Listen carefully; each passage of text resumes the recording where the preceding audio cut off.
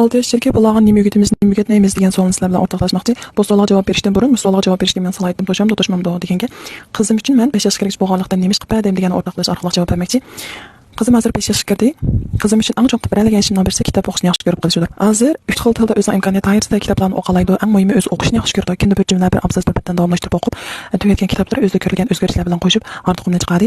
Hozir qistirib o'tkim keldi. Bizning atrofimizda ana balishkimizdan boshqa laqat oralashib o'tadigan til muhitimiz yo'q. O'zaro paranlashish, kitob o'qish bizningki eng ajalli qurolimiz.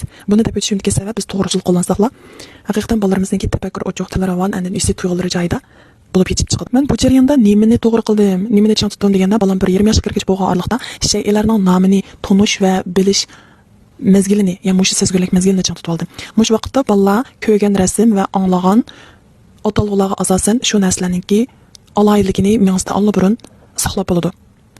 8 cho'ng tur bo'yicha, ya'ni rang, shakl, sayko'klat, mevji va qatnash vositalari fasl mushu tur bo'yicha qizimga til kirgizish qildim, ya'ni nomlarni tonitqizdim.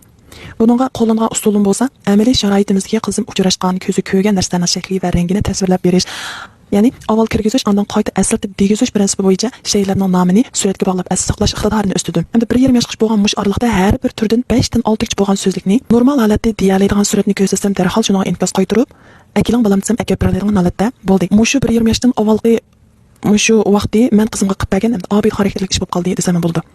Endi ikkinchi bir ish bo'lsa, 1,5 yoshdan 3 yoshgacha bo'lgan mush mezgilda men balamning matematikalik tuyg'usini, matematikalik tafakkurini uyg'otdim.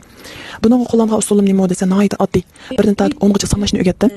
Ondan sanash vazifasini qizimga o'tkazib berdim. 3 yildan sanash bo'lsin, mayli uydagi sanashga tegishli ba'zi o'dilgan narsalarni bo'lsin, sanash vazifasini qizimga o'tkazib berdim. Masalan, jami qo'lida bor bo'lgan konkret narsalarningki sonini o'dillashtirib, u yerdagi matematikaga bo'lgan uqum, tushunish ni oshirdim. Endi bu yerda ayrim deb qo'ydigan bir nuqtam, bola sanaqsan bilan amaliy narsalarning sonini bog'lab tushunishi bir qadar tezga to'xtaydi.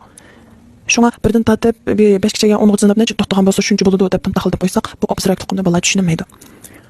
Shunga sanayotgan chog'dagi qo'lidagi konkret narsa o'dilashganda bolalar ondan mening sanayotgan narsam bilan qo'limdagi narsaning soni o'dilish ekan, asli mundaq narsa ekan deb ular uqumni ondan tushunadi. Uchinchi qiladigan ishim va qilayotgan ishim 3 yoshdan 6 yoshgacha bo'lgan mushu mezgilda xat tonish. Uyg'urchadan xatni o'qiy oladi. Xanzucha xatdan 200 gacha xat hozir toniy oladi, o'qiy oladi, o'zining bir oddiy bir hikoya kitoblar bor o'qiydi. Undan inglizcha phonicsni o'rganib hozir o'zi kitob o'qiy oladi, holatga yetdi. Albatta yuqori saviyadagini asosda o'rganadi, ammo o'ziniki rasmli kitoblardagi xatlarni amin o'qiy oladi. Bolam kitobni men o'qib birim deb hozir burun men o'qib degan bo'lsam, hozir o'qishni o'rgatdim, men qizimga o'tkazdim. Endi voy bu 3 yoshdan 6 yoshgacha bolaga kichik bir narsa o'rgatib o'tib, ular qabul qila olamdi, bundan keyin javob berma. Endi maktabga kirgach bo'lgan oraliqda mening tavsiyalarim 200, kuchab kelsa 400 ni o'lcham qilib turib bolaga xat tonitib berishni, harf tanishga bo'lgan sezgirlik mezgili yetib kelgan bo'ladi. Ular tomlardagi, taxtlarda, e'lon taxtlaridagi va eshiklardagi so'zlarga diqqat qilgan vaqtida ashlarniki shu so'zga, harfga nayt sezgir bo'lgan vaqti. Shunga mush vaqtni chang tutirib ularga kirgizish qilib ularni xat tonitqizib, to'g'ri usul bilan qilsak ular nayt tizlam o'zi kitob o'qish holatiga kirdi. Endi bayamqi gap bolaga boldir xat tonitib nima ish qildi, maktabda o'rganmamdi. Endi hozir ota-onalarning bismi ozmi, uningda muhim qiladigan ishimiz bor, bolaga qiyinmas bo'lmamdi degan gap so'zlar bo'lishi mumkin. Bu filmda sizlar bilan o'rtoqlashib 6 yoshdan burungi bolalarga nima o'rgatamiz, nima o'rgatmaymiz degan to'g'risidagi bir o'rtoqlashish xolos. Albatta bolalarimizningki bu men taraqqiyotiga ozuq bo'ladigan bu ishlardan boshqa keyingi kundalik o'rganish va o'ziniki ro'y holda yerdan bo'ladigan mush ishdan boshqa yana nurg'ulg'an muhim ishlar bor. Endi bu to'g'risidagi belgilarimni yana ko'pchilikdan davomli o'rtoqlashman. Navoda mush sizlarga yo'rg'an bo'lsa